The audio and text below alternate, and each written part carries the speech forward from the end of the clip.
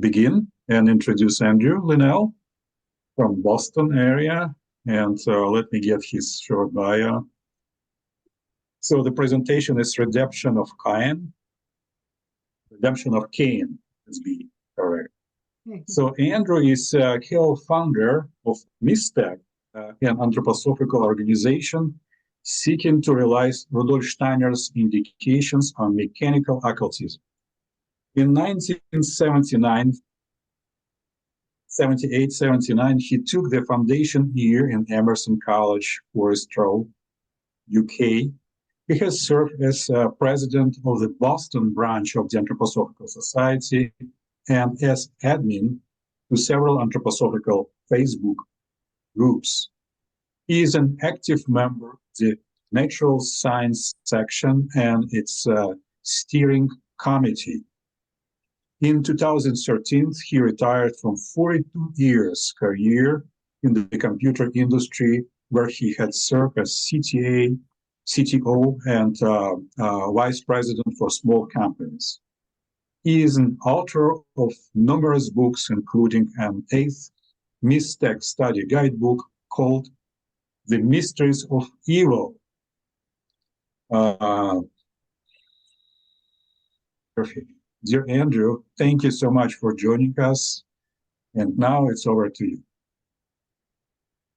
Well, thank you so much for that introduction, Andre. Andre and I go back a lot of years, and I'm so proud of what he's done in bringing all of these webinars about anthroposophy to all of you in all over the world. And it makes for a community that we can meet together like this. So I'm going to jump then into this talk for today. And I just need to, okay, so I think you can see the slides, right, Andre? Yes, we do. Yeah. Sure. Okay. And as you know, this talk is about the redemption of Cain. We will explore how the fratricide by Cain is to be redeemed by you and by me, by all people. In the Lord's Prayer, one asks for forgiveness, not of their karmic debts, but of our karmic debts. So we will attempt to approach insights by examining Cain and Christmas, Cain and Lazarus, Cain and Johannine Christianity, Cain in each of us. The talk will lead to an understanding of our own times and what will come as brotherhood for the sixth cultural age. This was an important destiny for Rudolf Steiner, who said on the 23rd of October in 1905, quote, "I have the task of uniting the members of Abel's race with those of Cain," end quote. Let's begin with Genesis and follow up to the time of Cain and his half-brother Abel. What is Genesis describing? Earth evolution. Spiritual science teaches us that there were 3 prior planetary conditions. In modern times, we'd call each prior condition a star that went through stellar evolution. The supernova at the end of each star's life causes fusion of its elements. This astrophysics field is today known as metallicity, and it theorizes about how it is that Earth has heavy metals, when all we had at first was hydrogen and helium from the Big Bang. So now we can approach the biblical verse. In the beginning, God created the heaven and the earth was without form and void, and darkness was upon the face of the deep. The Spirit of God moved upon the face of the waters. Then God said, "Let there be light." and there was light. That's from King James Version. In this opening from Genesis, without form means that the Elohim, or in Greek, the exousiai, who are the spirits of form, had a cosmic entity to work with, to which they brought form. This entity came from 3 prior solar systems that esotericism calls Old Moon, Old Sun, and Old Saturn. This aligns, as I told you, with metallicity from modern astrophysics. So existence began with darkness, that is, with the so-called laggard beings. Some people here retarded, but I think that has a bad connotation for today. So these so-called laggard beings from these previous planetary conditions who had not ascended to having their own light, but could at most be the bearers of light and wisdom. The new administrators for the planetary condition we call Earth, namely the Elohim, survey this situation. Their predecessors were the dynamis, the spirits of movement, who were the administrators of Old Moon, the prior planetary condition. The Elohim are the administrators of the current planetary condition we call Earth.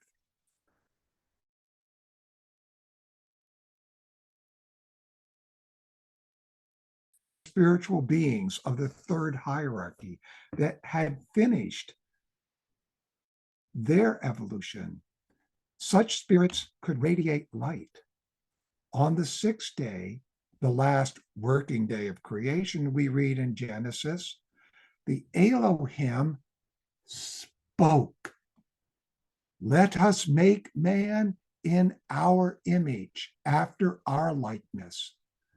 What they spoke was the Logos. So to continue, we now turn to the New Testament, to the prologue of the Gospel of John, where we read, in the beginning, the Logos was. I'll skip ahead. In him, life is. Life is the light of men.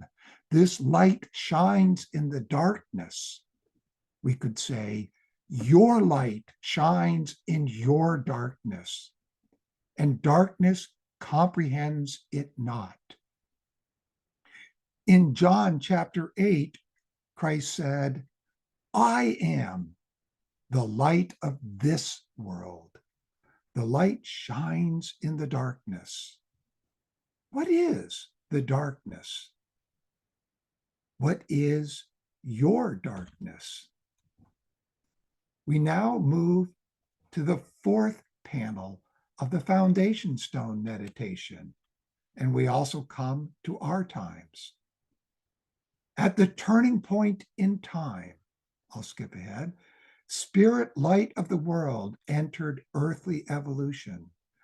Darkness of night had ceased its reign. Day radiant light shone forth in human souls. Where is this new light to be found? Light that enlightens? Light that warms? Since we will be talking about Cain and Abel, you might ask, are they related to light and dark? Neither Cain nor Abel are mentioned until the 4th chapter of Genesis. Let's briefly review those first 3. The Hebrew word Adam corresponds more or less to our word mankind, along with the connotation of the earthly one.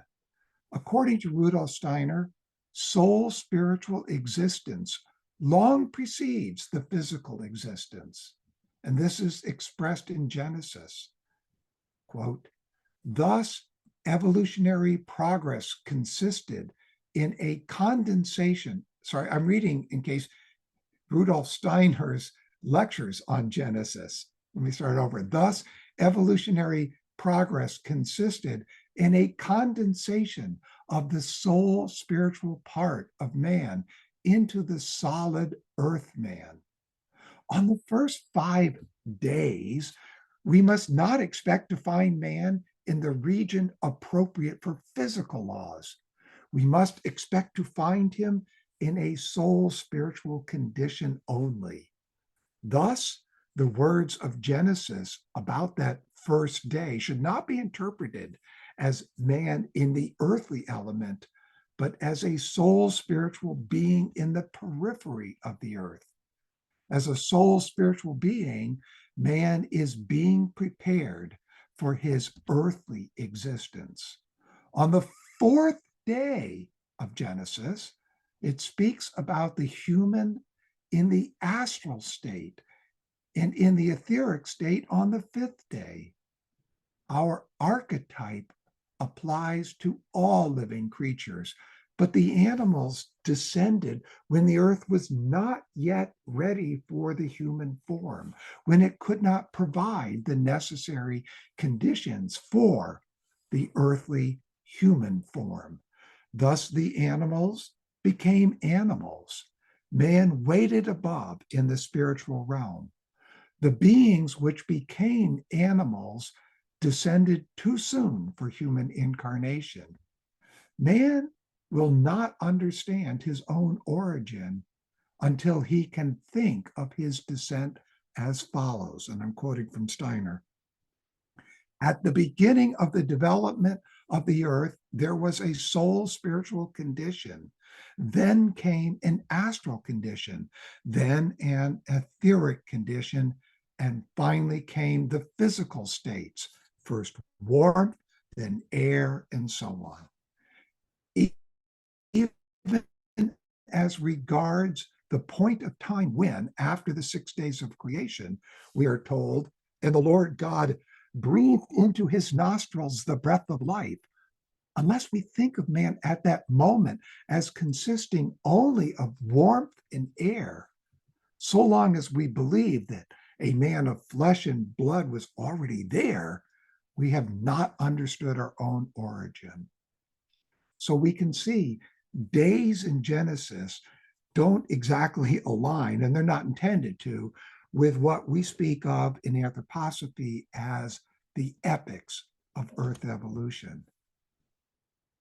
Now we can come to the story of Cain and Abel with that background.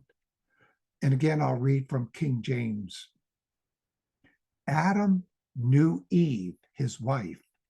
She conceived and acquired Cain and said, I have acquired a man from the Lord.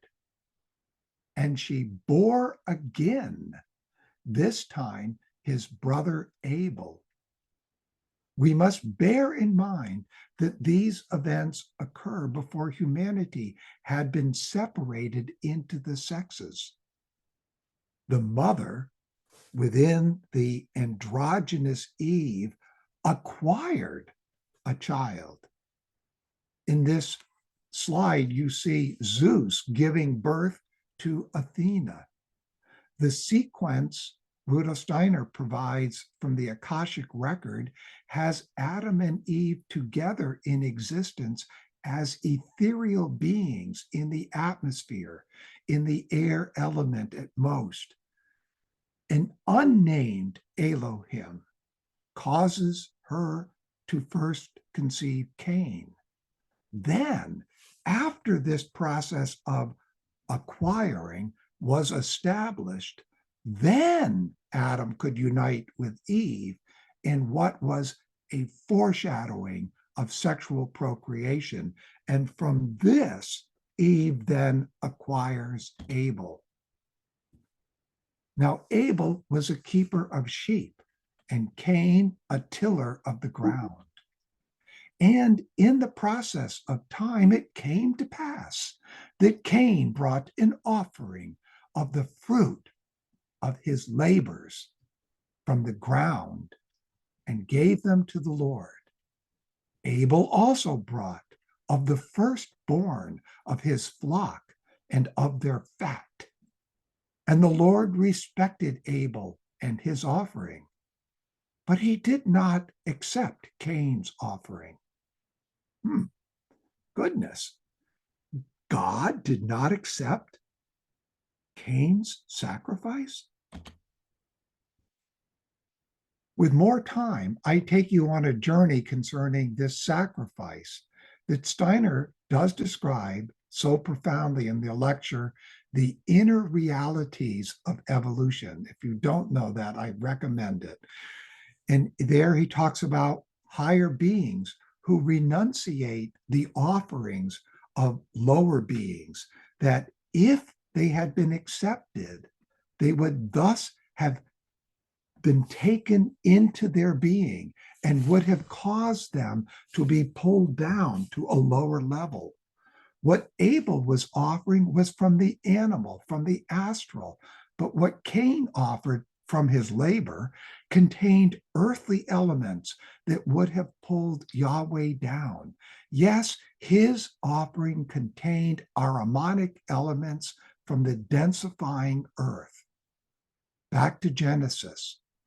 Thus Cain was very angry, and his countenance fell. So the Lord said to Cain, "Why are you angry? Why has your countenance fallen? If you do well, will not your offering eventually be accepted? But if you do not do well, sin lies at the door, for its desire leans towards you. Yet it is for you to rule over it." Now Cain talked to Abel and said, "Let us go into the field." They did, and there Cain rose up against Abel, his brother, and killed him. Then the Lord said to Cain, "Where is Abel, your brother?" Cain replied, "I do not know.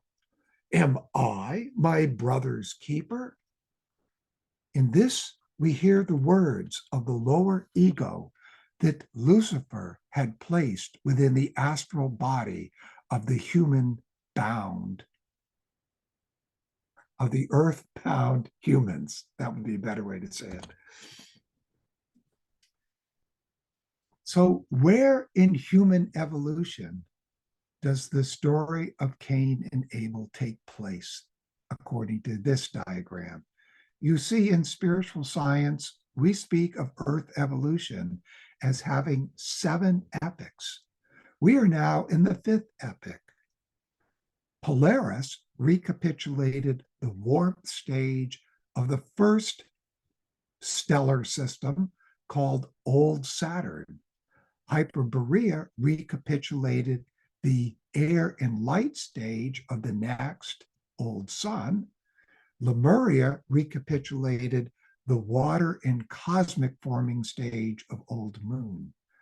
Finally came an epoch free of recapitulations, and that is Atlantis. It was the beginning of what was to be accomplished on Earth.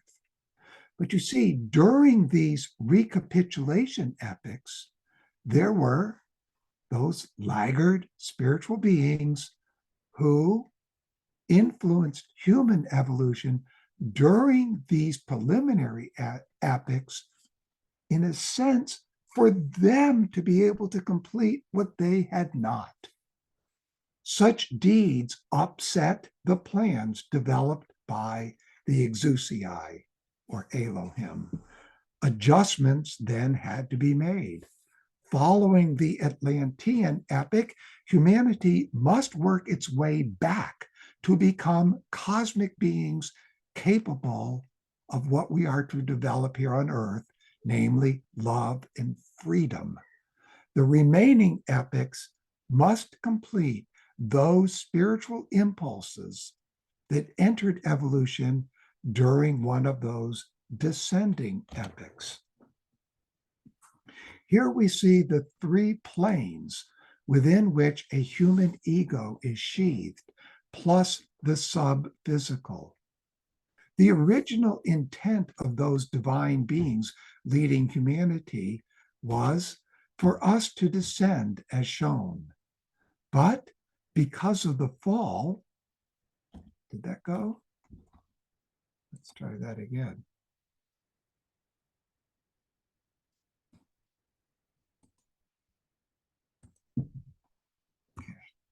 So I finally got the animation to work. Sorry about that.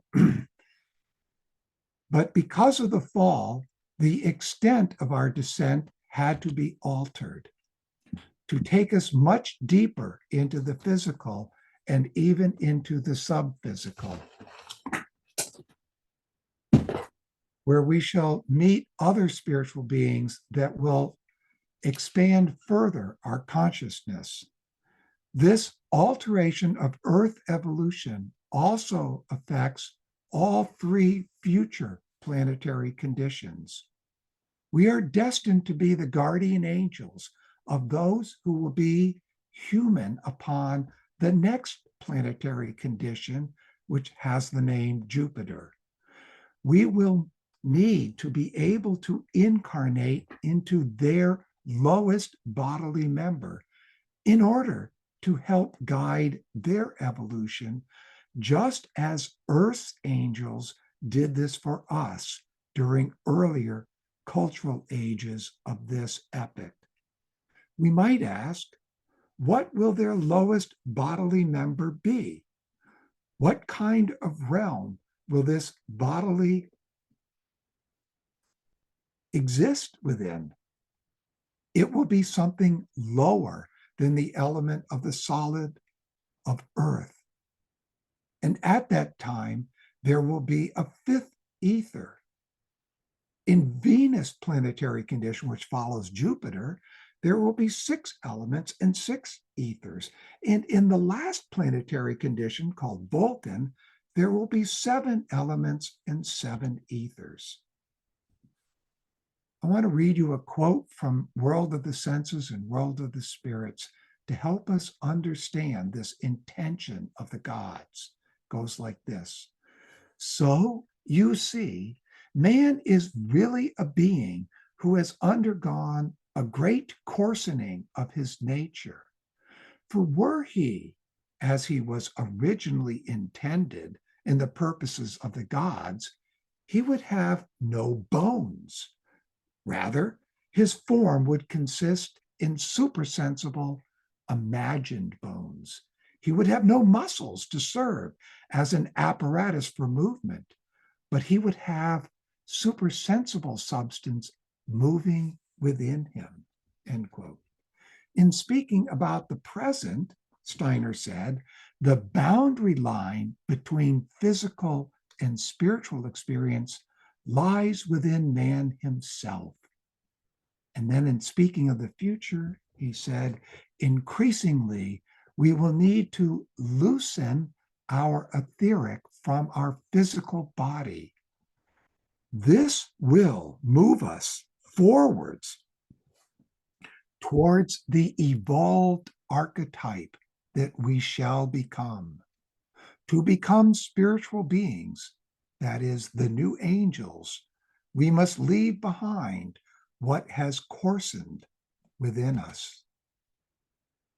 To properly understand the Cain and Abel story, we need to look also at what led to the fall. So we'll return to earlier in Genesis where we read, let us, this is the Elohim speaking, make mankind in our image. What is in our image? This is the archetype of man as envisioned by the Yahweh Elohim before the influence of Lucifer. The name Adam Kadmon is given to this archetype. I'll now move to GA 265, which hasn't been printed yet. It's been printed. It's not up on RS Archive. It's not online yet. It goes like this.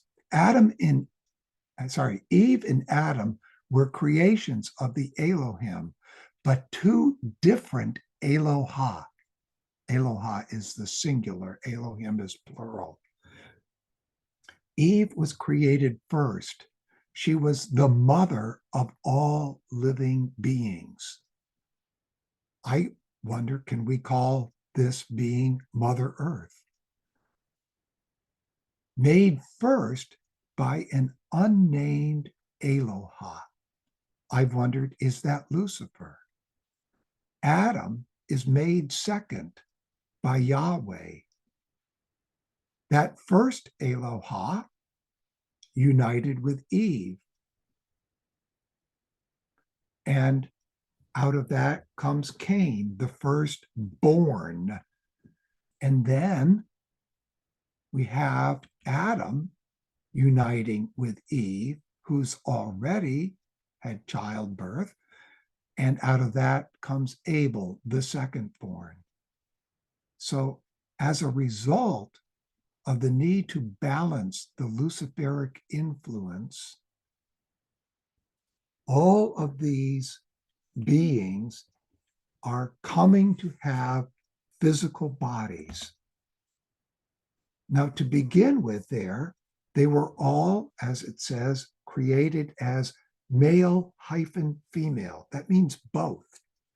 A lot of translations say male and female, but there is no and there. So, because they couldn't understand male, female, that means that at that time we were androgynous beings or hermaphrodites, beings that have both sexes within them. And when they had offspring, those offsprings were clones. Those clones were of the same blood. Those clones even identified as the parent, and even their memories carried into all of their offspring for many hundreds of years. The fall of man begins in Lemurian times. There would be no ego in any of them because the ego doesn't become deployed into a body until the middle of the Atlantean epoch. So during this time, a group soul prevailed. This fall of man into the physical, as I said, became a necessity as the result of Lucifer's temptation.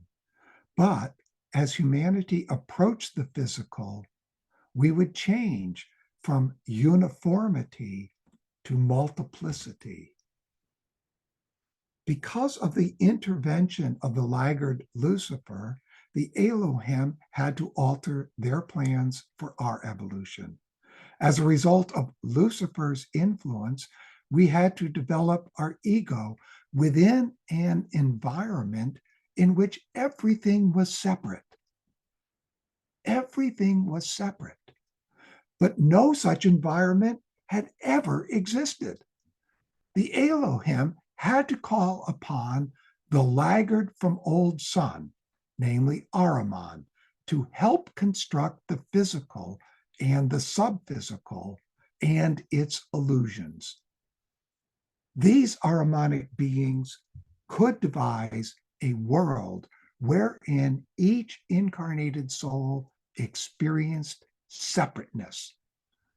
Ahriman and his horde are largely responsible for the illusion of the physical realm that we, with our materialism, call reality. Herein lies godly wisdom, for by bringing these laggards into our evolution, the possibility of their redemption arose. During the prior solar system or stellar period called Old Moon, the beings we call the angels were upon the human stage back then. Now on Earth evolution, we are on the human stage. And our director says, okay, Lucifer, you enter from over there in this garden scene. And you, Ahriman, you'll enter just in time to catch Adam and Eve after Yahweh pushes them off that higher stage. And you guys, you Azuras, You come onto the stage here in the fifth scene, just as we're about to give those on stage their wings. This diagram by Steiner will hopefully clear up confusion you might still have about Adam and Eve and Cain and Abel. In the beginning, the hierarchy began the creation of the earth from the remains of old moon. Earth and our solar system were formless and as yet without matter. From this, Eve, according to the archetype, came into being from an Elohim. Her being existed as air and could unite with light, that is, even from old sun, so that a breathing of warmth ether ensued. One of these spirits of light, an Elohim, then united with this earth's air, which could be called Mother Earth. And this resulted in Cain, born out of the breath of fire. At that time, Yahweh descended from the hierarchy and formed with cosmic dust from old moon the first body with the earth element. Now, this is not solid. For the being Adam, Adam subsequently united with Mother Earth, and from her issued Abel. This was not via sexual procreation, as we've heard, but a precursor of it. The man of earth draws out of the air being Eve the watery body that became Abel. What happens when you mix fire and water? In this case, figuratively, the fiery Cain killed the watery Abel. What was destined to be the masculine killed within humanity's soul that which was to be the ideal of the feminine and the priestly. But Yahweh, after withdrawing the moon and thereby separating the human lineages into male and female, and we could even say Adam into the male and Eve into the female, united them for the first sexual procreation that happened during the middle of the Atlantean epoch. By this, they could replace the lost Abel with Seth. Since Seth was a male, the priestly thus moved to the masculine. But the woman, whose physical is less deeply incarnated into the earthly, retained her greater ability for spiritual interactions. She remained essential for the oracles. As humanity sunk into the physical, into separation, she continued to be a major source for humanity's interaction with the spirit. Thus, from these oracles later came the mystery centers.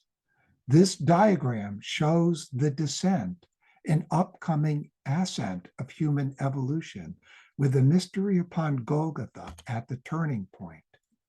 Now, I show this diagram also as descent and coming ascent of human evolution, but I also could show it this way, as our evolution progressing upwards, followed by involution or leading to seeds going downwards. So let's add to this now those 7 epochs that we've talked about. What entered evolution as a spiritual impulse during one of these epochs must be completed in a later epoch. In this sense, what entered during the Lemurian epoch must be completed in this 5th epoch.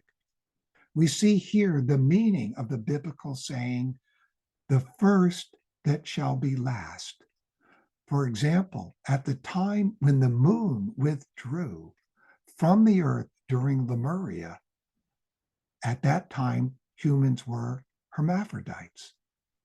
There followed a transition period of tens of thousands of years until the start of sexual procreation. This spiritual impulse had a purpose, and then it will finish and come to an end, namely during our current fifth epoch. The sexes must be rejoined, and the moon must return. The whole of our post-Atlantean cultural evolution finds its meaning when humanity has evolved through the physical world, where we develop new talents. So, as we evolve, the danger is that we may lose sight of the way forward. So, why do we care about Cain? He killed Abel. Why should anyone care about him? He was a murderer. I'm not a murderer. I'm a good person. We pray for forgiveness, not of our own sins, but of our sins. As I will attempt to show, both Cain and Abel are now within each human soul. They could be called states of human evolution at a certain time in human evolution. Before the separation into the sexes, we could say that Abel carried more of what was to become the feminine, while Cain carried more of what was to be the masculine. I'll quote Steiner: "The story of Cain and Abel is none other than the reproduction of an occult experience. Because Cain killed Abel, Yahweh made the race of Cain subject to the race of Abel and its priestly wisdom." So after Adam and Eve, we have two additional streams that represent the new bodily state that was necessary during our descent from Eden, as we passed through new living conditions on our way to being fully in the earthly. So Abel has this gesture: whatever was given, I accept it as it is. God made me as I am. I want not, for God provides all I need. And Cain would say, from my labor and inner fire, I can change matter. I am a self-made man.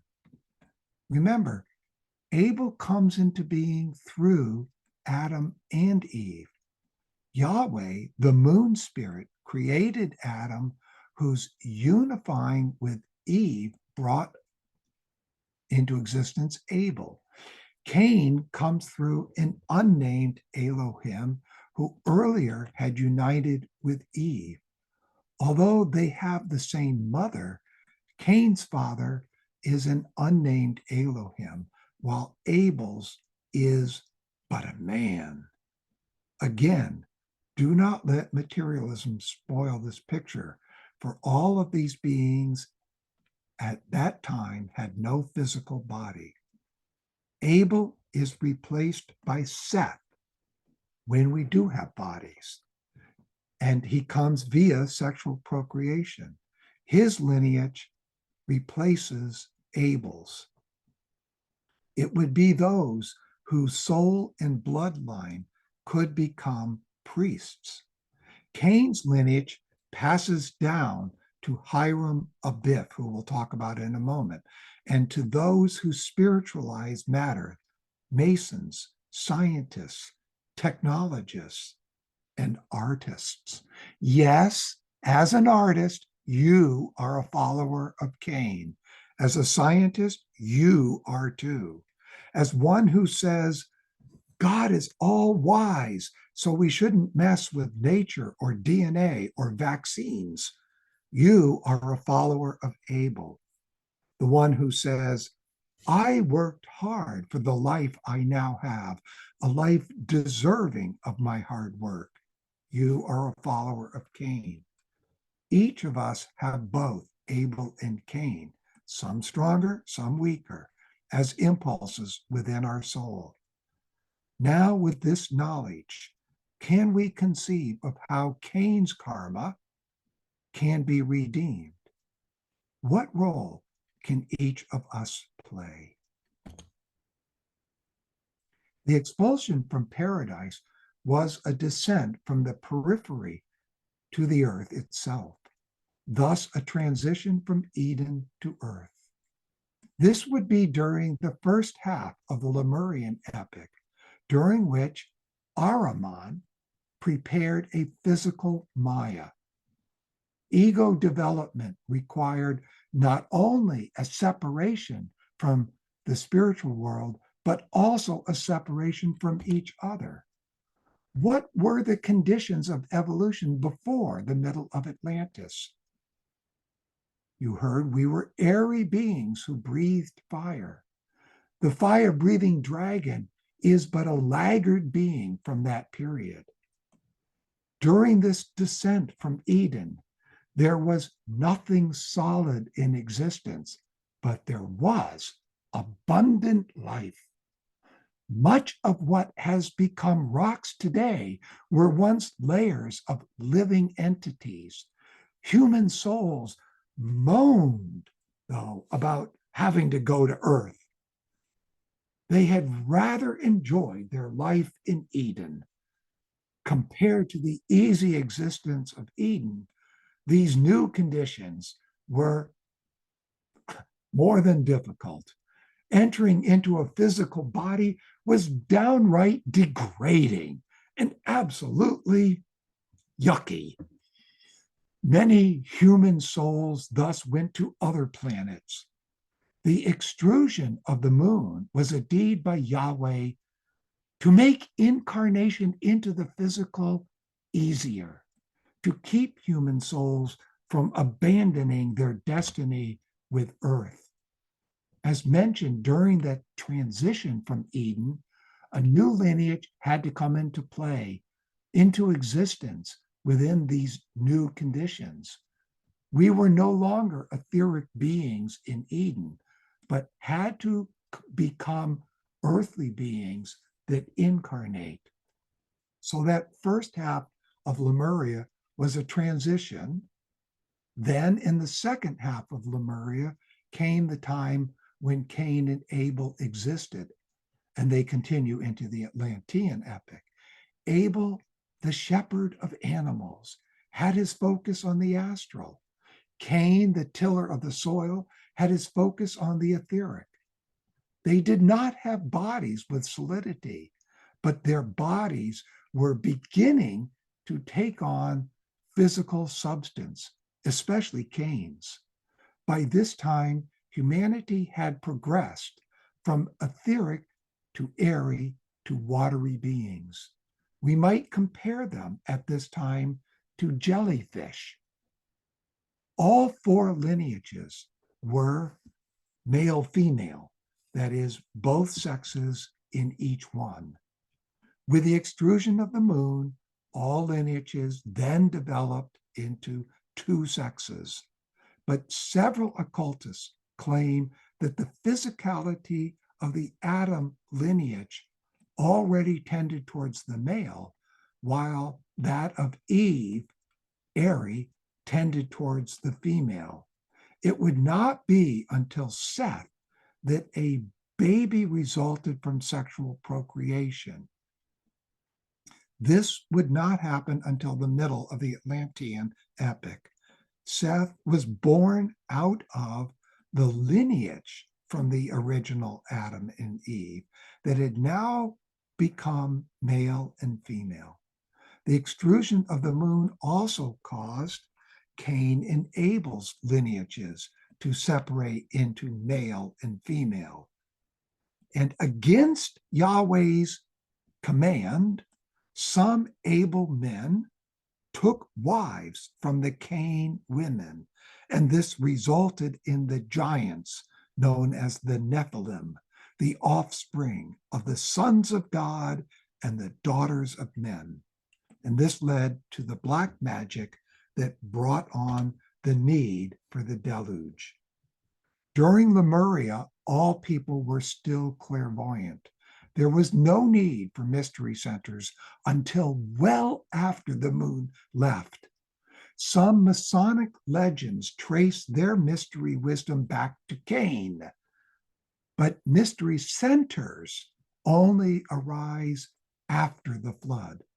Rudolf Steiner points to the Atlantean period as to when the oracles arose.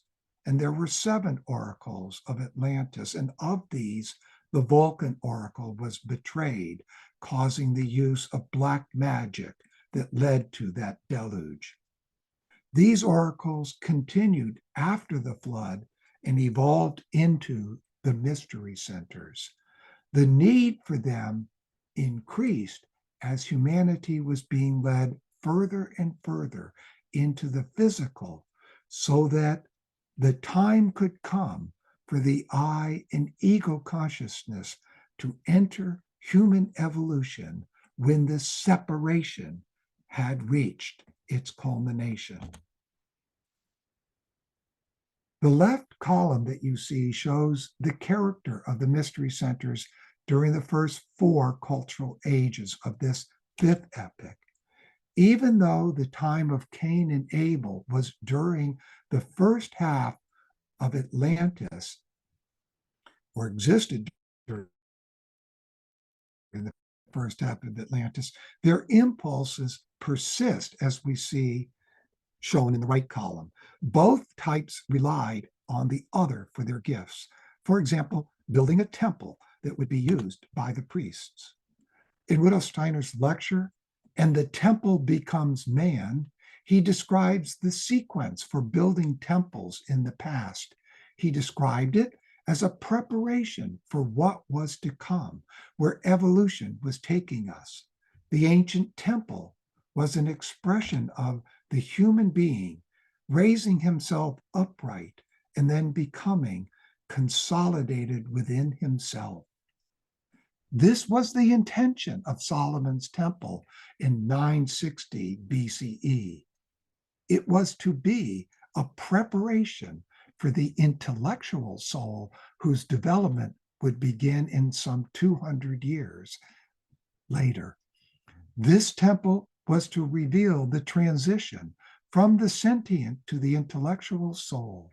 It was built on Mount Moriah in Jerusalem, where an angel of God had appeared to David, and where later Mohammed ascended to heaven. This temple was completed in 931 BCE, but it was then plundered 5 years later by the Egyptian pharaoh Shishak, who took away treasures of the temple, including its gold ornaments. The next king, Rehoboam, had to replace the gold with brass. Solomon's temple was destroyed in 587 BCE by Babylonian king Nebuchadnezzar. When the next king of Babylon released the Jews in 538 BC, a new temple was built, and this was completed in 516 BCE by Zerubbabel.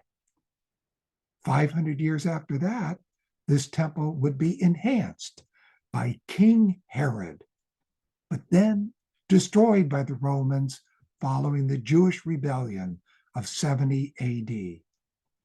Great debate exists about building a 3rd temple, for this site is also the site of where Muhammad ascended to heaven, and thus where the Al-Aqsa Mosque was built in commemoration. Now we must ask about building in our times a temple of the future. Do we have a builder like Hiram Abiff? Who was Hiram Abiff? Well, we have to look back at the building of Solomon's temple. Solomon was essentially the 3rd king of Israel. Saul, we could say, was the 1st king, but because of his treatment of those conquered, he fell out of favor with the high priest Samuel. Next was David, who had been a shepherd like Abel.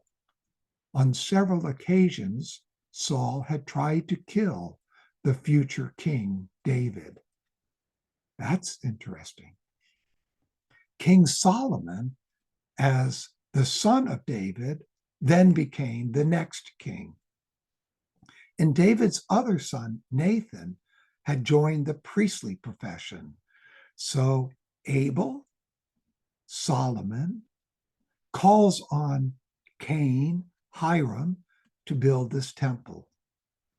We could say that in building this temple, the Cain and Abel streams meet once again. Listen as I tell you the shortened story of Hiram Abiff from the temple legend. You will hear how, by becoming priest kings, the Abel lineage had entered the earthly, where it too could be corrupted. This is also the story of the human soul, as represented by the Queen of Sheba, whose name was Balkis. Solomon calls upon Hiram to be his master builder. After it had been under construction for several years, came the time when Balkis visited Jerusalem because she had heard of the wisdom of Solomon. She was certainly impressed and charmed by his exalted and clear wisdom when she first arrived. When he sought to make love to her, she consented to be his bride. Soon thereafter, while she was being introduced to the master builder, her eyes met those of Hiram, and it lit a fire within her. She was henceforth a girl on fire for Hiram. Solomon naturally noticed this desire, and it caused him to be jealous. This represents a change in that era in the human soul, the soul as mediator between spirit and body. When the temple was almost complete, only Hiram's masterpiece, the molten sea, was left. This was to represent the ocean alchemically cast in metals and was to have adorned the temple. All the necessary mixtures of ores had been prepared by Hiram in a most wonderful manner and ready to be cast. But there were 3 apprentices that Hiram had found so lacking in skill that he had been unable to promote them to become masters or perhaps even journeymen. The 3 had therefore sworn to be revenged on him and desired to prevent this casting of the molten sea. Now, a friend of Hiram got to know these plans and confided them to Solomon so that he could prevent this sabotage. But Solomon, through his jealousy concerning Balkis, did nothing to stop them. In fact, he secretly wished to destroy Hiram, but not until the temple was finished. The 3 added another ingredient that resulted in a flaming mess that day. Hiram tried to quench the bursting flames by pouring water over them, but this only made matters worse. Just as he was on the point of despair about this, Tubal-Cain, his ancestor, appeared to him in the fire and told him that he too should cast himself into the fire, as he was invulnerable to its flames. Hiram did so and was led by Tubal-Cain to the center of the earth, where he met Cain, who resided there in a condition of pristine divinity. Hiram was then initiated by Cain into the mysteries of fire and into the secrets of bronze casting. He received from them a hammer and a golden triangle. Remember that. He then returned with these tools and was thus able to complete the casting of the molten sea and put everything in order again. Hiram in victory was met then by Balkis that night after Solomon got intoxicated. She had taken off her betrothal ring and spent the night with Hiram. The next day, however, Hiram was set upon by these three apprentices and murdered. This karmically ties Solomon to this crime. You see, as one enters the earthly, they too succumb to the Lord of death, Ahriman. Even Abel, as Solomon, sought the death of a brother. Hiram was only just able to write the secret word on the golden triangle and hide it in a well. I recommend meditating on the secret word that's lost, the golden triangle, and what it meant to hide it in a well. What's in a well? Where is the well? It was later retrieved and enclosed in a stone. That's interesting. In a stone, shaped in the form of a cube. The 10 Commandments were inscribed on the stone, and hidden within is this hidden word. Interesting. The word is hidden within the lifeless rock in the form of a cube, the sign of the earthly element. How are we to rediscover this lost word? When Hiram was found, he was able to utter, before he died, a few last words. He said, Tubal-Cain had promised me that I shall have a son who will be the father of many descendants who will people the earth and bring my work, that is the building of temples, to completion. Then he pointed to the place, the well, where the golden triangle was to be found. And as you heard, this was collected and preserved also in the Holy of the Holies. But we should ask, what's happened to this lost word? It was felt that the whole female race had to be excluded in Freemasonry, I should say. And why? But it extended to more than Freemasonry, of course, as you know. The lost word, they thought, would be found again. Masons studied the link between the organ of speech and gender. Only the man changes voice when he reaches puberty. This change of voice was seen as an expression of the connection between the organs of speech and one's gender or sexuality.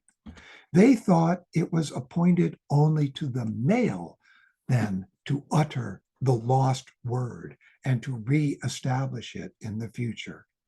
Only the male form, that is, the post-puberty larynx, is in a position to speak the lost word.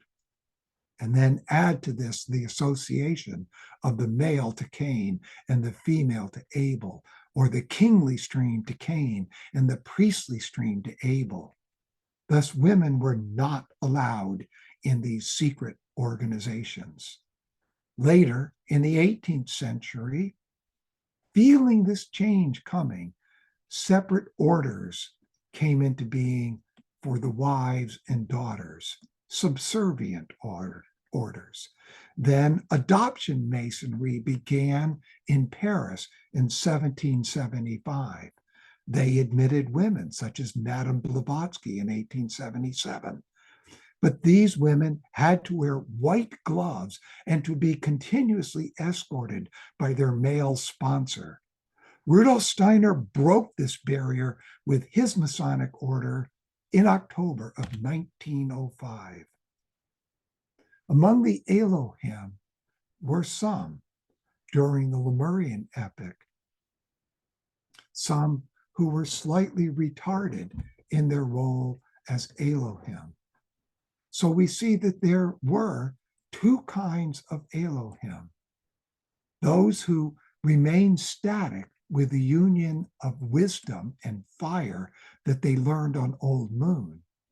These Elohim created the sons of Cain. There are also those Elohim who, in their evolution, went beyond this union, so that during the creation of mankind, they were no longer filled with desires, and thus were able to endow their creation with calm, clear wisdom. That is the essential Yahweh, whose wisdom is quite without any personal desire. So the redemption of Cain is coupled with evolution of these laggard Elohim. Not only these laggards, but now, because of Lucifer, also the Aramonic and Azuric ones. Abel became Seth, became the Solomon race. They possessed divine wisdom.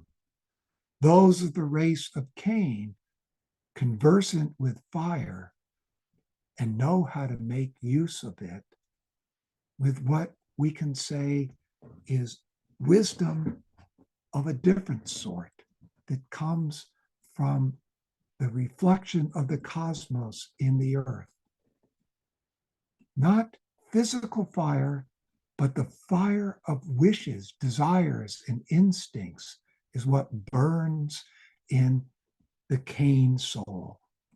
Cain creates something new out of what the world offers. He represents the passive masculine wisdom, which must at first be fertilized from outside, which goes out into the world to gather wisdom and to create from what has been gathered. Cain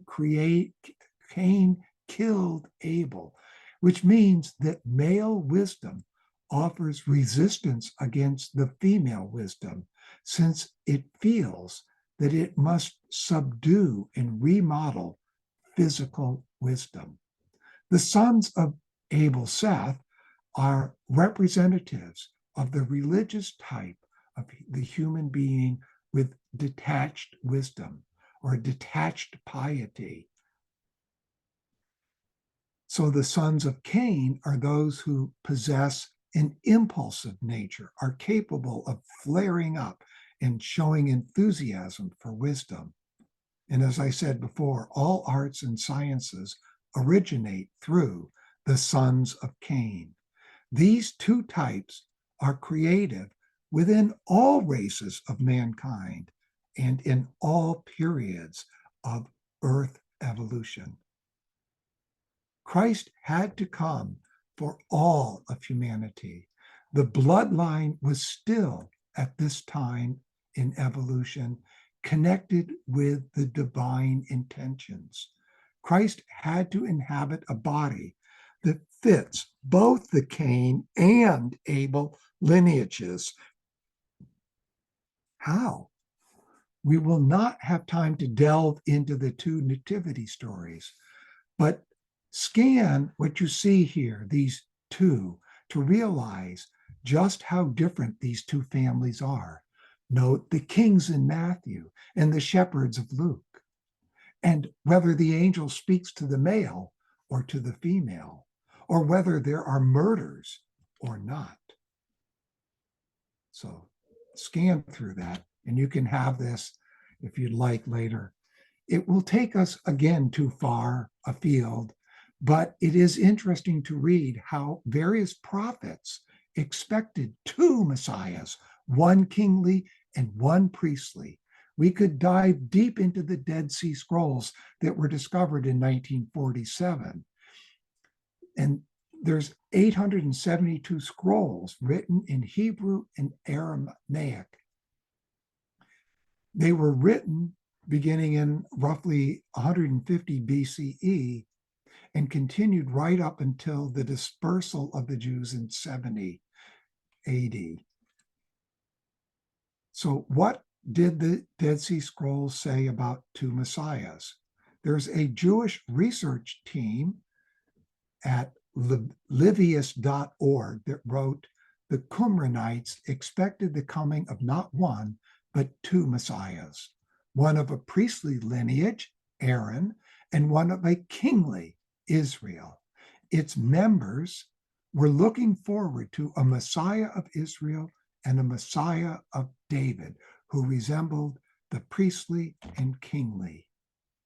The Damascus document contains these words: the Messiah, which is the son of Joseph, will be made one with the son of David, but he will be killed. Wow, doesn't that sound like the story of Jesus, or the two Jesus coming together, and then one will be killed? So keep in mind, this will be made one. In the testaments of the 12 patriarchs, and in particular the testament of Simeon, we read, for the Lord will raise up from Levi someone as high priest, from Judah someone as king. He will save all the Gentiles and the tribe of Israel. And in the book of Zohar, we hear another Messiah, the son of Joseph, will unite himself with the Messiah, the son of David. So there again, we have this two becoming one. But the son of Joseph will not remain in life. He will be killed and will become alive again when the little hill receives life.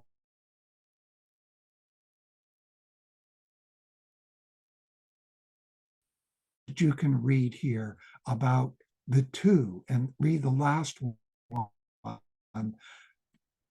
The sticks of Judah and Joseph are being talked about. They shall become one in thine hand.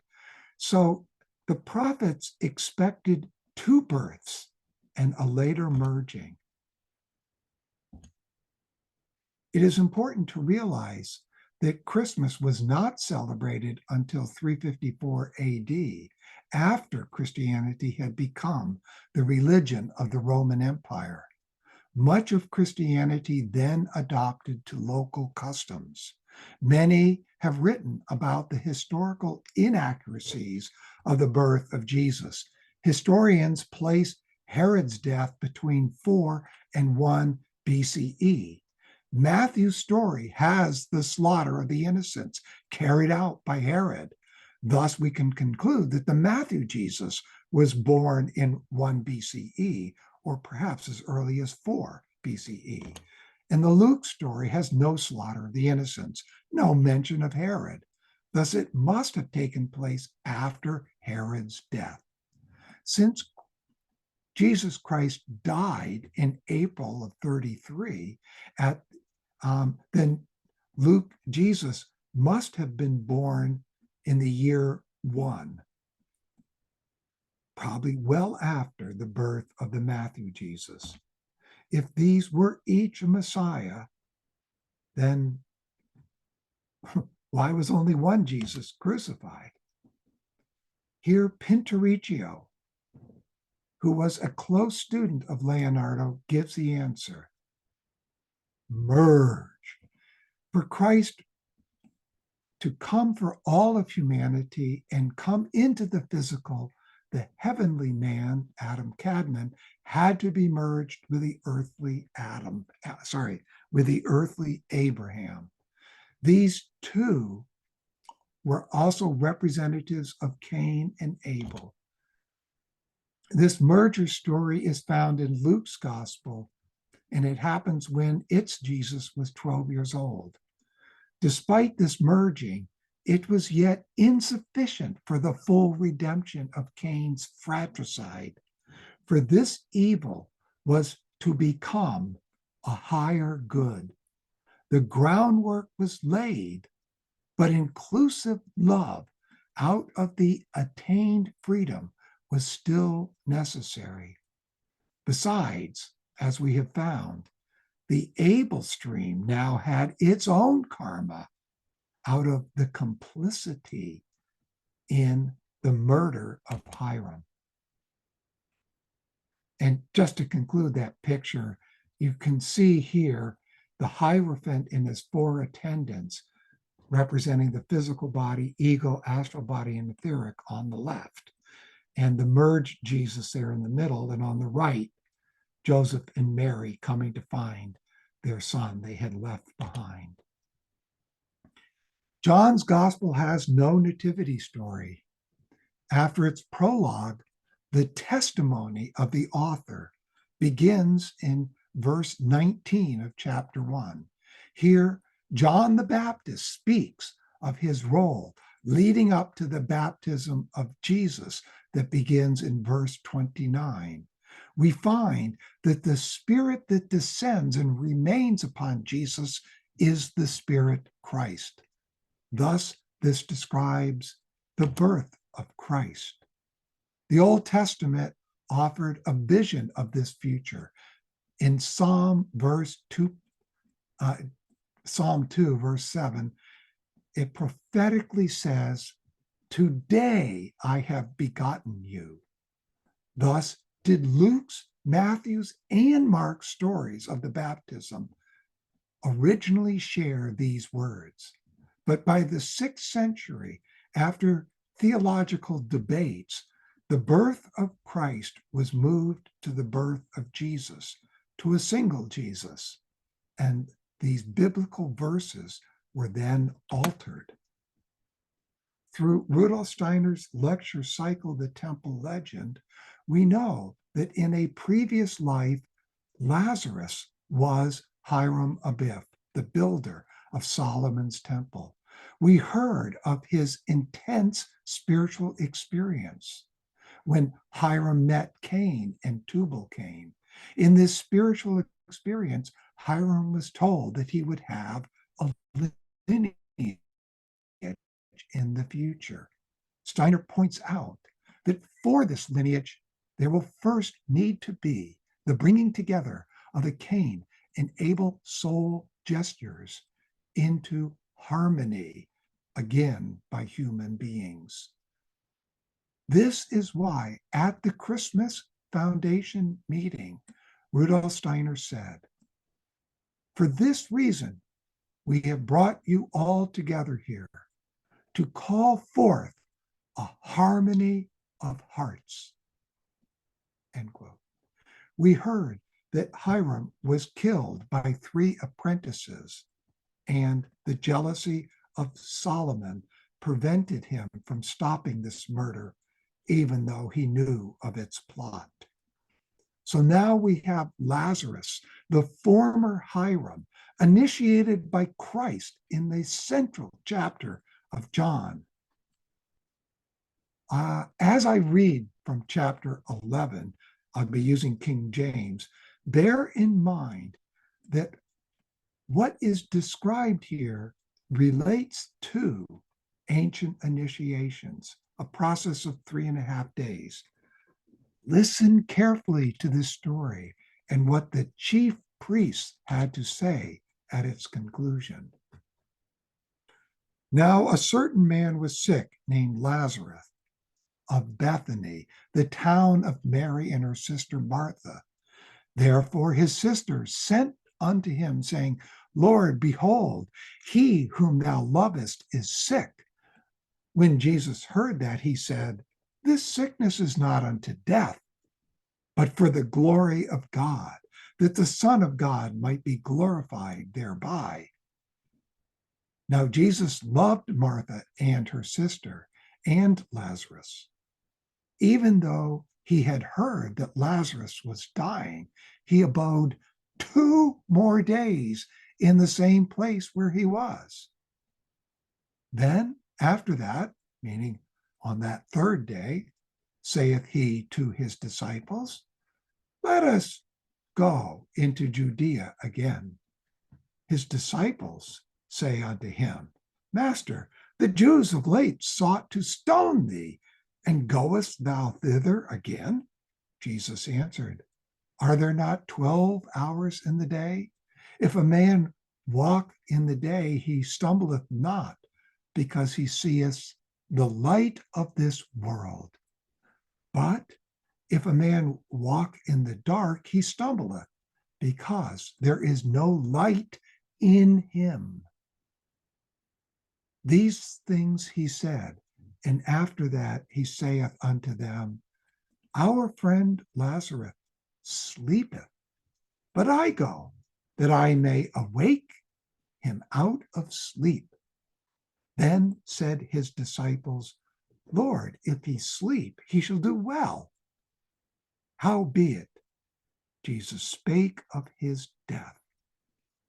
But they thought he had spoken of taking of rest in sleep. Then Jesus said unto them plainly, the one we've known as Lazarus is dead.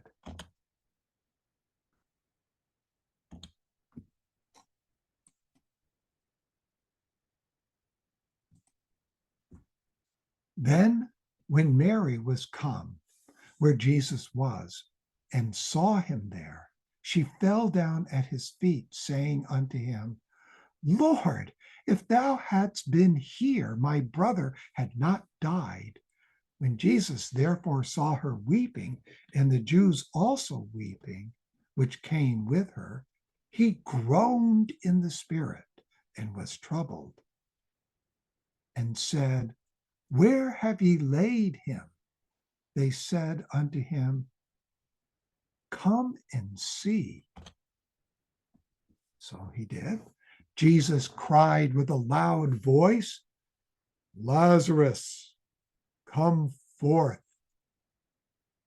And he that was dead came forth, bound hand and foot with grave clothes, and his face was bound about with a napkin.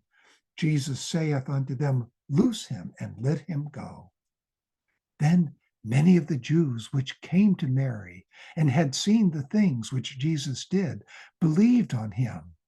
But some of them went their ways to the Pharisees and told them what things Jesus had done. Then gathered the chief priests and the Pharisees a council and said, What do we do? For this man doeth many miracles. If we let him thus alone, all men will believe on him, and the Romans shall come and take away both our place and nation. And one of them, named Caiaphas, being the high priest that year, prophesied and said unto them, Ye know nothing at all, nor consider that it is expedient for us that one man should die for all the people, that the whole nation perish not. And this spake he not of himself, but of being the high priest that year. He prophesied that Jesus should die for that nation, and not for that nation only, but that also he should gather together in one the children of God that were scattered abroad. Then from that day forth they took counsel together to put him to death. So here we have the priests looking to put not only Christ, but Lazarus of the Cain lineage to death. The priests, with their moon wisdom, have come to earth where they can be corrupted. The Son has initiated a member of the Cain lineage. Here is an opportunity for the karma of the fratricide to be resolved. But alas, it is not, for the priests are plotting to kill not only Jesus, but Lazarus as well. Here has been the initiation of Lazarus, who was Hiram in a previous life. This was the first initiation done by Christ. The mysteries moved from moon-centered to sun-centered. This was the new initiation. While Lazarus was out of body, apparently dead, he was guided by the recently beheaded John the Baptist. Through this, there was a kind of spiritual merging, a brotherhood of these two.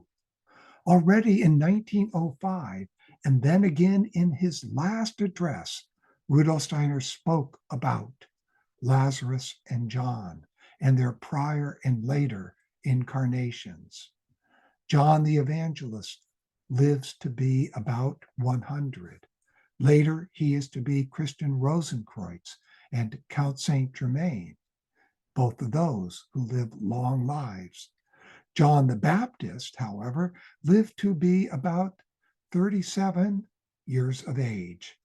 He would reincarnate as Raphael and later as Novalis, who both lived short lives like John the Baptist. Here are some reincarnation quotes by Rudolf Steiner.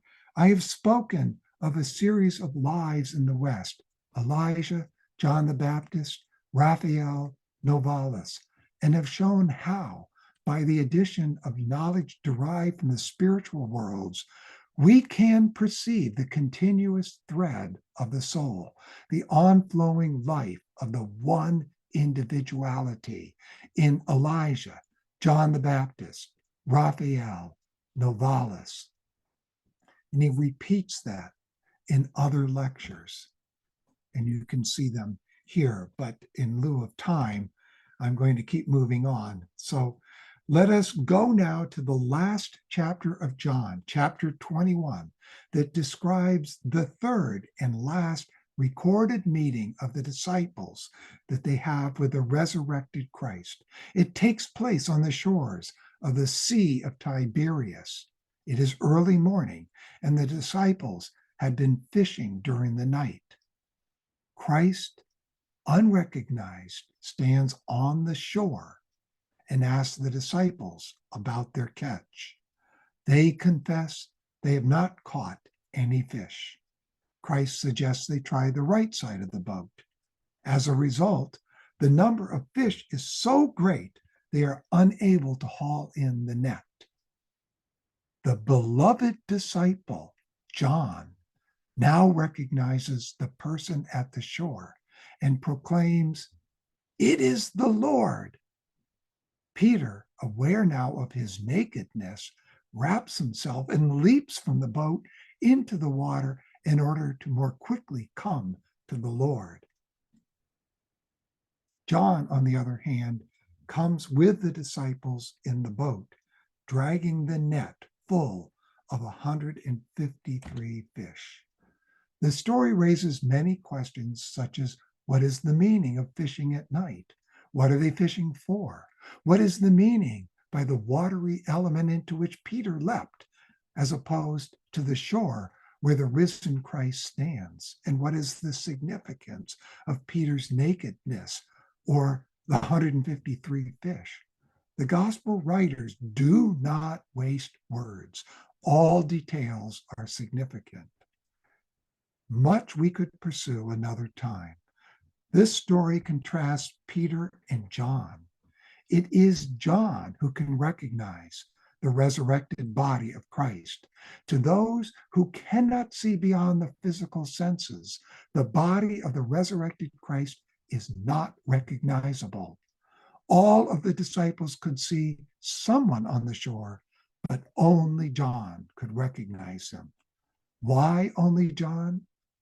Peter expresses impulsiveness out of his devotional love for Christ. Sounds a bit like Cain. He is ashamed of his inadequacies, evident by covering himself up before leaping into the watery element. Sounds like Adam and Eve. John's knowing or conscious love differs from Peter's impulsive, passionate love. Peter has Cain's fiery impulse and strength. John seems to have Abel's devotional love with calm awareness. And yet John, who was Lazarus, was once Hiram, who was of Cain's lineage. We realize that something has happened to John from his initiation. If we look back to the Last Supper, we find that a conversation happened between Peter and Christ immediately following Judas's departure into the night to betray Christ. Peter asks, Lord, why cannot I follow thee now? I will lay down my life for thy sake. To which Christ replies, wilt thou lay down thy life for my sake? Verily, verily, I say unto thee, the cock shall not crow till thou hast denied me thrice. Following the washing of the feet, the disciples, minus Judas, go for an evening stroll in a garden. Here in the garden, Judas, with a group of soldiers, finds them. Judas reveals to the soldiers who is Christ through a kiss. A kiss. In an outburst of anger, Peter uses his sword to cut off the ear of a soldier, which Christ rebukes him for and immediately heals the ear back. As Christ is taken away, the disciples scatter. Peter attempts to follow the soldiers. 3 times during that night, people see Peter and accuse him of being one of that group of followers.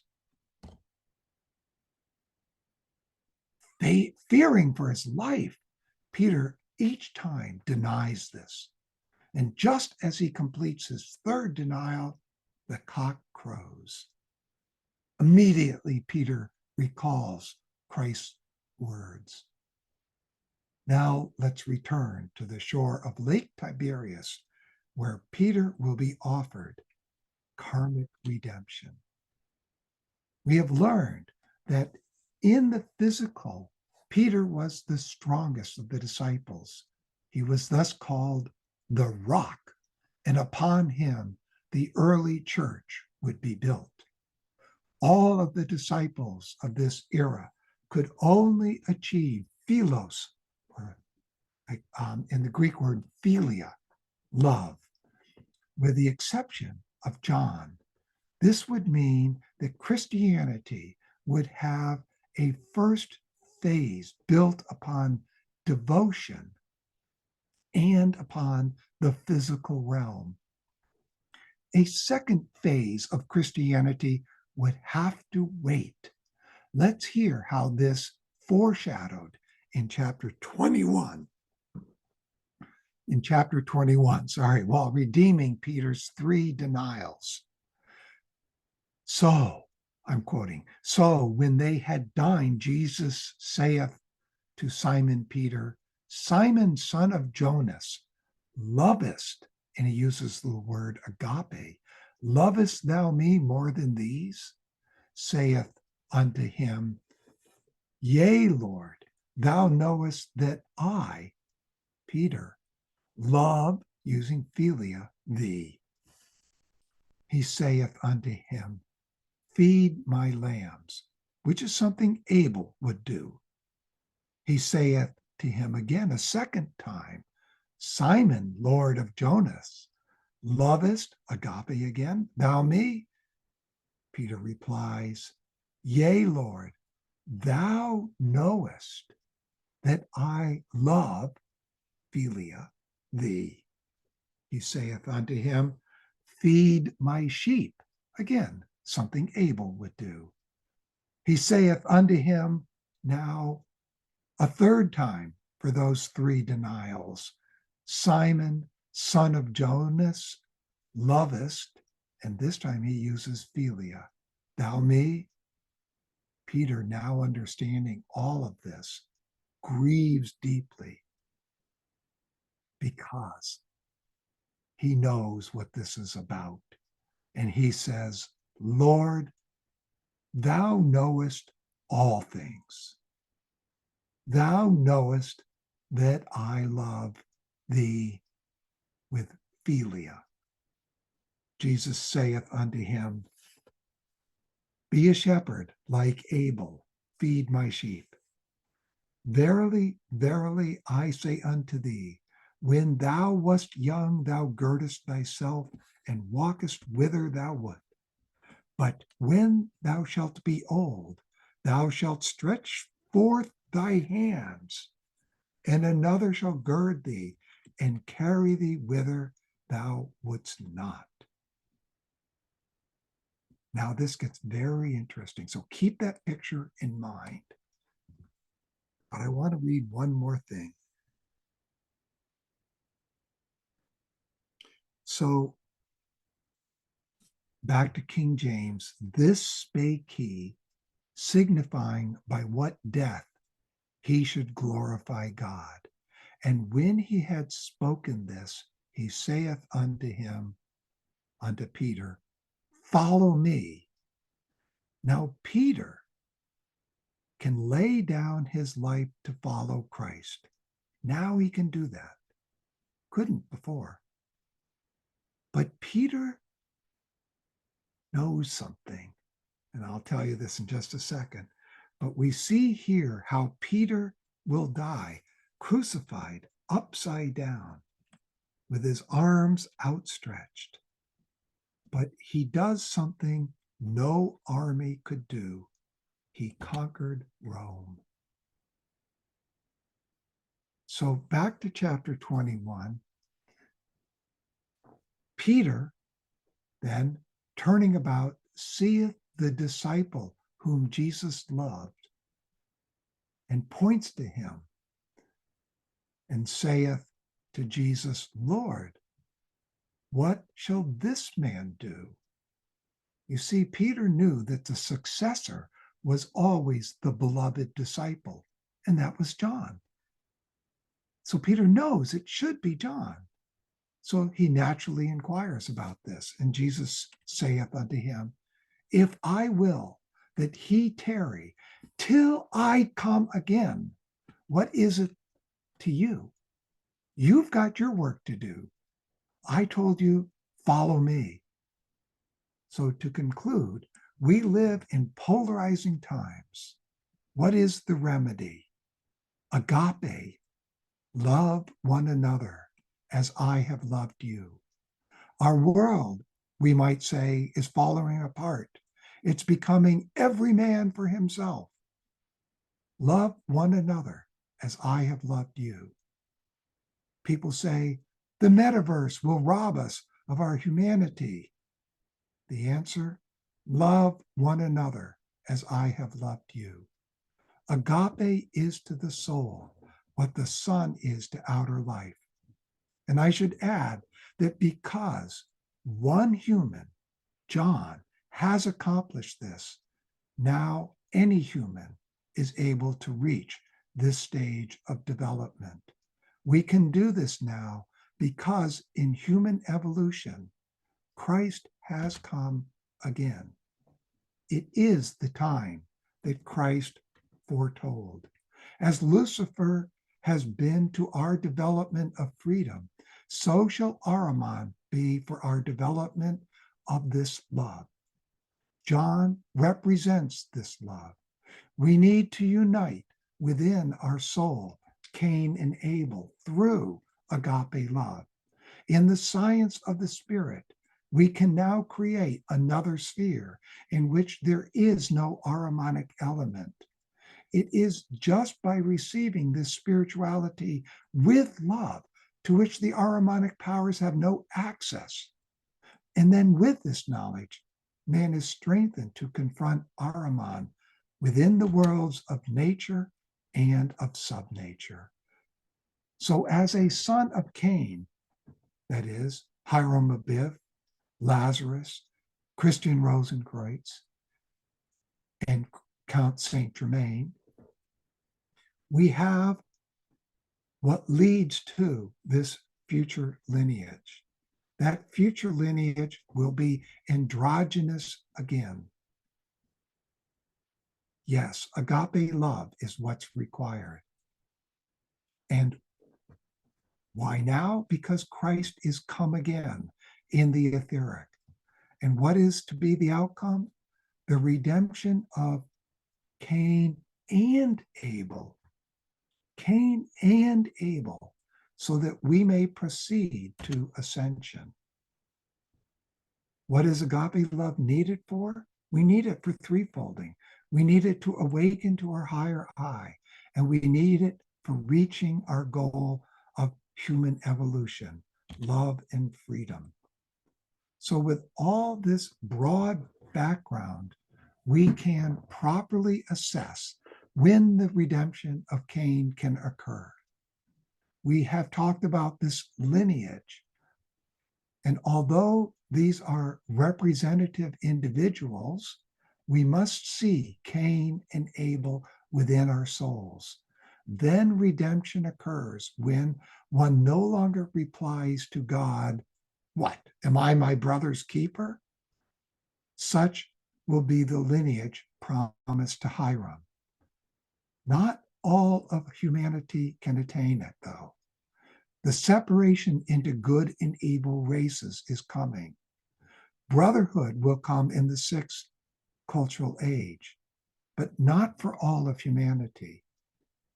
Love thy neighbor as thyself, agape love, will be attained. The physical will no longer have a gender. The etheric, once again, will be both genders. The physical is overcome, discarded, and then ascension occurs. Incidentally, with our ascension, our harmonic double will take over our physical body, as this must occur. And it doesn't occur only at death, but only at conscious death. Bread was produced through the work of Cain. Working to produce bread, man has fallen into Ahrimanic sin. By doing his own work, we fell into sin. We delved into matter. Here we can fully meet and later redeem Ahriman. Christ knows from the temptation of Ahriman about turning rocks into bread that Ahriman will be with us for the rest of earth evolution, and so will the Christ. The inverse Adam is Christ Jesus, who ascends again. He shows us the way. Before we ascend, we must redeem both Cain and Abel. We must unite them within. And you've seen, many of you, this timeline, but in lieu of time, I just want to point out when this period of ascension begins that you can see near the end of the sixth post-Atlantean cultural age. And then in the seventh, we will have these bodies that no longer come through sexual procreation. And in that seventh period, we will be floating above these bodies as we do, when we get into a car and so on, we use them and then get out of them. They will have no longer birth or death. So we've talked about Abel representing a moon race led by Yahweh, and Cain represented by the sun race. Abel prepares us for the reunification of the moon, while Cain does so for the sun. Abel and Cain, they come about by two different Elohim. Both are spirits of form. Long ago, all humans were androgynous, and we will be again in the seventh post-Atlantean cultural age.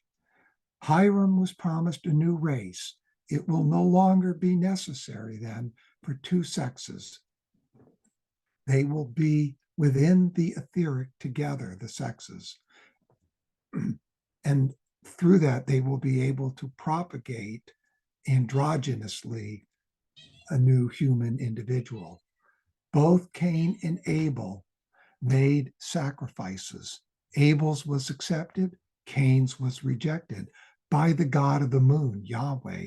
This led to jealousy, fratricide, and in saying, I am my brother's keeper, Cain expressed the result of the Luciferic temptation, that is, an astral-based ego.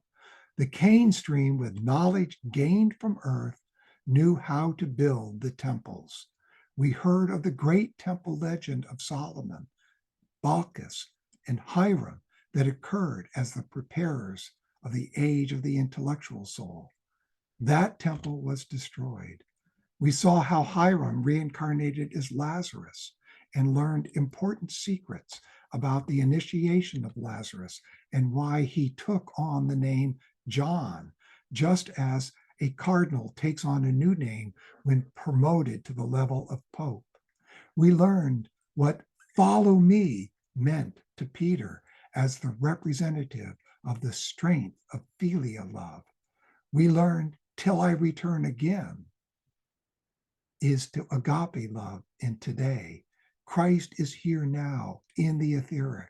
So this means now is the time for Johannine Christianity and the development of agape love that will be at the foundation for Philadelphia, the time of brotherly love in the sixth cultural age. This will be the time when the Maitreya Buddha opens the door for those humans capable of agape love to ascend, to be where the Christ has been in the etheric realm. They will leave their physical body behind when they consciously ascend to a life where their lowest bodily member will be their etheric body. Like Christ, they will take with them what Steiner called their phantom body, which comes to us through all planetary conditions. From old Saturn, this phantom body we will need for later achieving Atman. Our first steps towards this should be the unification of the Platonists and the Aristotelians within spiritual science. This task was once known by Freemasonry, that is, the redemption of Cain. The task became the job of anthroposophy. This was embedded into the call for a harmony of hearts at that Christmas conference where the Anthroposophical Society was founded. May each of us speak with tongues of fire. Thank you, and we can now take your questions. Dear Andrew, thank you so much for your super intense and wonderful presentation. I'm wondering if you need to take a short break to restore your voice. Say yes or no. I don't need to. I have some water here, so okay, you have, in lieu of time, water. we can just keep going. Well, maybe we can give a break to our dear participants, just you could do that. To stretch limbs and take a restroom. Sure. Okay. Anyway, so dear friends, so presentation of Andrew is recorded and it's very intense. So, and you can visit our website and watch it by parts or in slow motion tomorrow or anytime later. So now, let's see how we can raise our electronic hand. So it's reaction in the bottom of your screen. Click on it, and it will be another button, raise hand. So, and questions will be taken in the chronological order. So we can start. Floor is open. Okay, Charlie is first. Go ahead, Charlie. Hi, Andrew. That was amazing. Thanks a lot for that. So you mentioned a little bit about Solomon in the Solomon appeared a couple of times as you're going through it, and I've recently read the Proverbs of Solomon, and he has amazing wisdom. There's clearly a connection with Abel in that sense of the wisdom there. However, he's a king, and his lineage is of the Matthew lineage, the Solomon Jesus. So there's some kind of difference there. How have you worked have you worked that out at all? Or? Charlie, thank you for that. It's embarrassing because I wrote a book on this where I had it all wrong. Yeah, Solomon is of the priest kings, if I can call it that. And so, in a way, he is the transition where the Cain lineage is rising up to kinghood, and they have not been kings yet.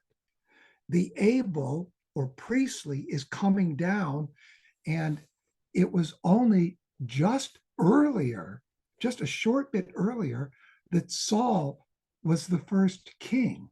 I'm not even sure if Saul, he's of this Seth, Abel lineage, but I don't think he was a priest actually. But it certainly, David being a shepherd and all that comes of that priestly and Abel lineage.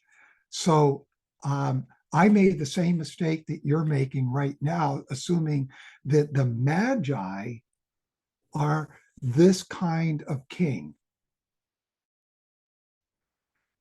But kingly in this sense, we have to see it not as the priest kings, but they are tending towards that. And here we have this kind of changeover where Abel and Cain are interacting once again. As in the story of Cain and Abel, Cain is sent away and is not in the land in which whatever that meant, that Abel is in. I hope that helps, Charlie. Yeah, well, and just everything was great. Yeah, it's a really interesting subject. So thank you. Thanks a lot. Sure thing. Thank you very much. Tom McGuire is next. Thank you. Thank you, Andrew. I have a comment and a question. A comment about, you just talked about the Magi. I got interested in this many years ago, and I found the only other place Magi are mentioned in the Bible is in the book of Daniel. And it's Daniel who responds to Nebuchadnezzar's question about his dreams. Nebuchadnezzar, since the Magi failed to tell him what the dreams were, he orders them killed, and Daniel stands up to them, asks him not to kill them. So Nebuchadnezzar says, "Oh, therefore, you are to be the chief Magi." And this was 500 years before Christ. So they had that much time to absorb what Daniel had to teach them, and they had answered the question for me. Where did these people come from all of a sudden when Christ was born? Thank you for that, Tom. Thank you. That's a very important piece. And as you probably know, dream interpretation was at that time, part of the mysteries. And my question is about Bilqis and Solomon and Hiram. Now, in the Arab version of the story, it is Solomon and Bilqis who have a son. And there's a whole story that goes behind that with the kings of Ethiopia following that. So my question is, what about that side of the story, the son Menelik from Solomon and Bilqis, and what happened with the son of Hiram? Yeah, and Tom, I'm going to say that there have been lots and lots of books written and the wildest ideas. And I even came at one point to the conclusion that the son of Hiram and Balkis was Rehoboam, but Balkis just never told Solomon. But I've since learned that there is some indications that, it is Solomon and not Hiram who's the father. I'm sorry, it's not Balkis that's the father, the mother of. Geez, I'm sorry. After an hour and a half of talking, I got a little bit of mental. What should we say? I'm not getting my thoughts happening fast enough to my mind, but yeah, I was talking about Balkis not being the mother of Rehoboam. So those are in other books, not in the Bible, but books that are sacred to others. So I give it some credence, but I can't go as far as you and say that is probably what happened. But it's definitely worth considering. Yeah, the Arab text is called the Glory of Kings. Yeah. So they can see it there. Thank you, though, Tom. That's excellent. Should we go to Dick? Yeah, thank you very much. Dick is next. Richard? Yes. So you said that you wrote a book that you thought was right, and then you realized it was wrong. Was that a Leonardo da Vinci was Hidden Heretic of the Reformation? Or is that book still valid? Because I thought that was a great book. Yeah, thank you. I actually have to go and look at that. It is in a lecture I gave about, I lose track of time, maybe 15 years ago. And out of that lecture came that book. But so I know I have to update that lecture, which I can't anymore because it's up on YouTube. But the book I can update and resubmit to, it's on Amazon, so I can easily update. But I forgot about saying that until I worked on this talk. And I started working on this talk, what was it, Andre, about 2 months ago? So, yeah. Rather intensely. So thank you, Dick. So we good, Richard? We good? Yes. Okay, thank you. So Charlene, go ahead. Yeah, thank you, Andrew. This is a little bit off of the main thing, but did you say that woman was created before man? A being was created before Adam. Yes. And that being became, some might say, Mother Earth. It was a being not of earthly substance. So we have in the different books of Genesis, the English translation is to Eve, others it's Eva. But yes, according to Steiner, this being Eve is created first and then Adam. And then was there another somebody created after Adam that was called Eve? Well, you might think that, and I kind of think that, that whatever was created first, but then there would have to be an evolution that's not really described in Genesis, where that first creation becomes capable of giving birth to Cain through its union with that Elohim that created Eve, or that first Eve. Thank you. Yeah, it's not, in my mind, it's something I've been working on for 30 years? much more than that. 30 years is a little bit low, out of the temple legend. I try to take that up at least once every 5 years or so and try to work through it again. It's very, very complicated and difficult. But good question, Charlene. Thank you. Thank you very much. Okay, question for me. Specifically fragment,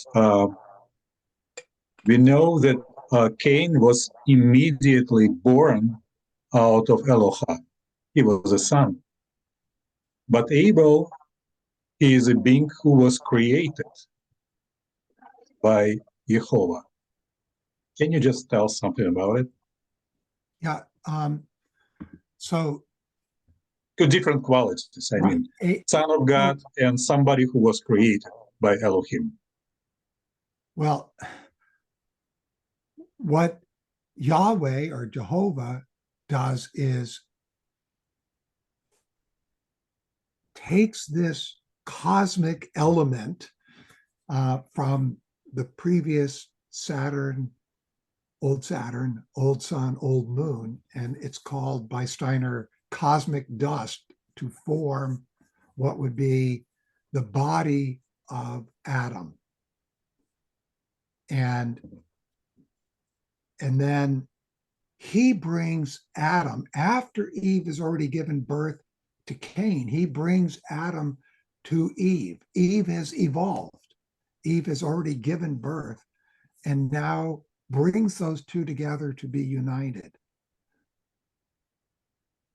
And then out of that comes Abel. So Abel has this precursor in the sense of this sexual union, sexual procreation, because it's out of the union of earthly man and this Mother Earth. And that is through the work of Yahweh. That's according to what Steiner said in the Temple Legend and in GA 265, where he talks and gives a long explanation of it. And you have to be really careful going through these because the editor in 265 offers his own interpretation of them in the text. And so he puts sometimes in parentheses that Abel came through sexual procreation. But it's quite clear in the Temple Legend that Abel does not come through sexual procreation because they have no bodies and yet at this point, and the moon had not yet separated from the earth. And only after the moon separates from the earth do we get the separation into the sexes, and the sexes aren't viable for giving birth until the middle of the Atlantean period. So it takes a long time as these sexes sexually mature. It's like a child born as a boy or a girl. It takes them till they're 14 or puberty before they can have children.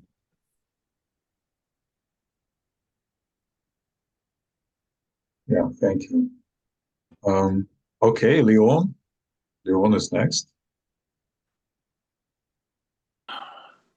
I'm going to ask a question about related to hermaphroditism.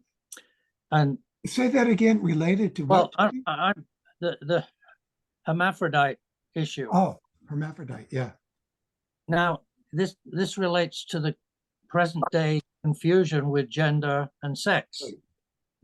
Now, as a biologist who's worked in reproductive biology, I regard the attempts to change sex as absurd, but maybe as an anthroposophist, I should be more compassionate. Maybe they have some connection with the earlier epoch and the epoch to come. they're picking up on something quite unconsciously in this regard. In the 70s, I had occasion to meet this man, John Money. I don't know if you know that name. No. But he's infamous in this whole area. He came to our psychology department and gave a talk on intersexes. And he was a person who was assigning sexuality to these babies. And hence we get the word assigning sex, you know. He wouldn't do the operations himself, but he boldly decided which way these intersexes should be assisted to develop one sex or another. Mm. And this wasn't obvious from his talk then, and maybe he wasn't involved in this then, but he got boldened to do much more bizarre and horrible experiments trying to change people's genders. So a lot of this comes from this man. He wrote this book, Boy, Girl, Man, Woman, or the other way around, which was very influential. And a couple things, Leon, let me just interrupt you for a second. Are you aware, you must be from your background, of the age of puberty, how it's been changing in the last 200 years? Are you aware? Going earlier, you mean? Yes. There's a news report just today of a girl who's 7 years old and already having periods. Yeah. And breasts at 7. And you know, it's a big question, you know, what is going on and why? And when I tell people about this ending of sexual procreation, one of the things I didn't really talk about here, because it just wasn't enough time, I was way over half an hour or so. Is that the soul and the body have a mutual relationship up to a certain age. And in our time, that's until 27. And the body can't go through puberty. It can't go through adulthood and so on without the interaction and mutual interaction, I should say, with the soul. And the soul is more and more seeking to leave this body because it has its focus on the future. And it knows the future unconsciously. And so in leaving the body, where it gets its stamp of sexuality, or gender, I should say, you can see that if puberty is down at the age of 7, the soul is loosening too soon from some of these bodies. And so, yes, we ought to have more sympathy. And yes, there are plenty of parents who are at fault here as well. Yeah. Or something that is maybe a much smaller percentage of our population has a real issue here, but it's probably enhanced by certain parental pressures. But look at all the pressures on gender from kids being raised in single parents, families. Yeah, and the media and so on and so forth. Right. Very influential. And I suppose you know the studies on Waldorf in Germany, where they found that the girls were still menstruating as of 14 versus girls from other schools. Right. Yeah. Well, thank you, Leon. So are we good, Leon? Very good. Yeah. Okay. George is next. George? Please unmute your machine.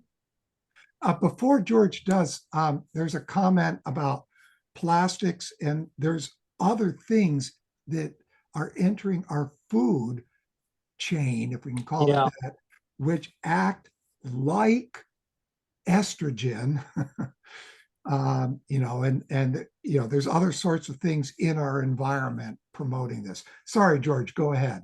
I wanted to ask Andrew, if Eve was created first before Adam, then how does the biblical account of the rib separation fit into this? So that, what chapter is the separation of the rib Eve in?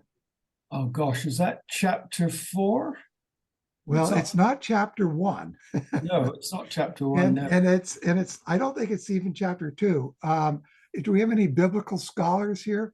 But under my understanding is that that is the next Eve, if I can call it that. Okay. Right.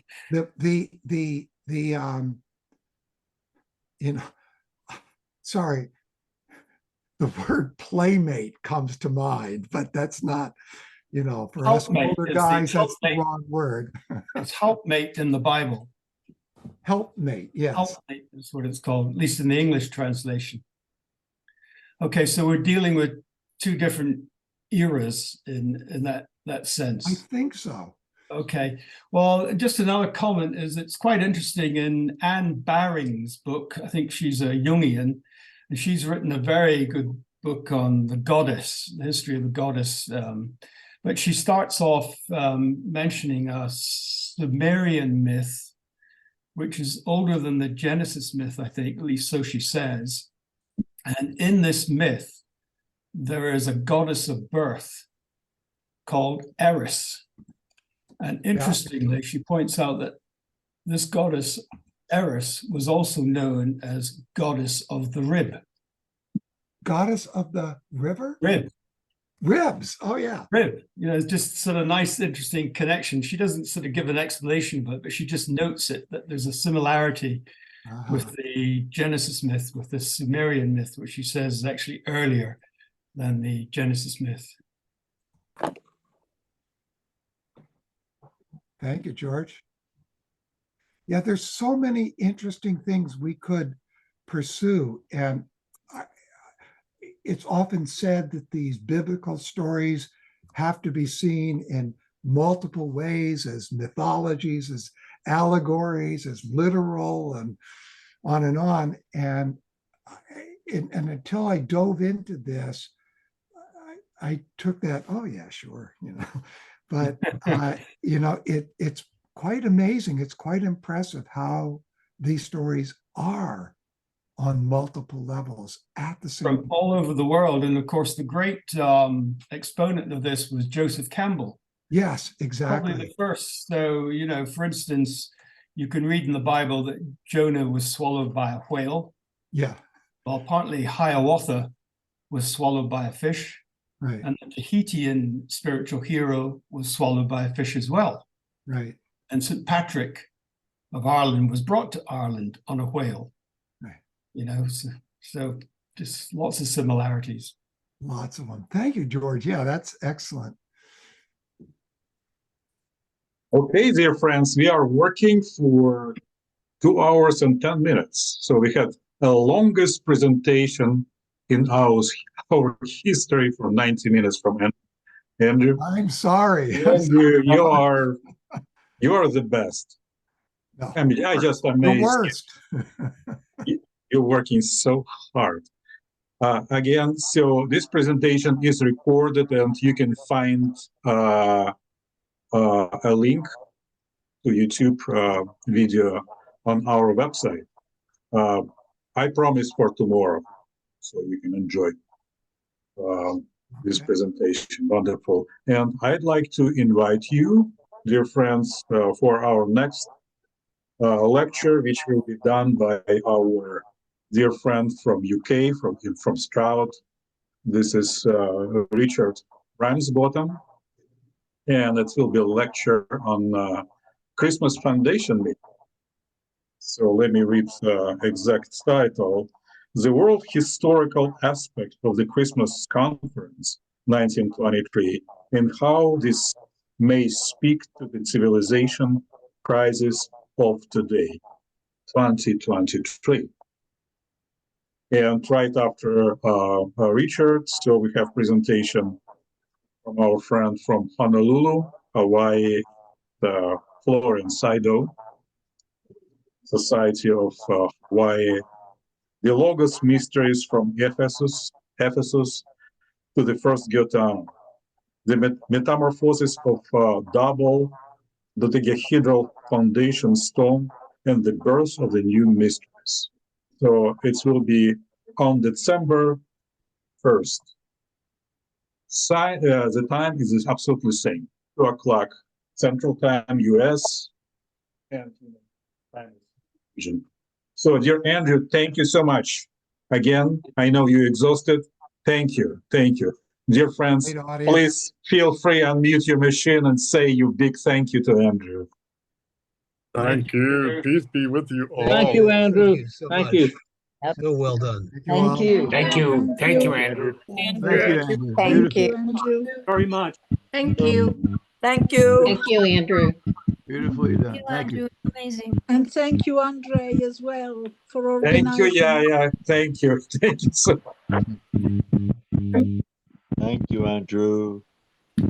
Thank you, Andre. Thank you. Take care, dear friends. I'll see you in 2 days for Richards. Goodbye. Bye. Right.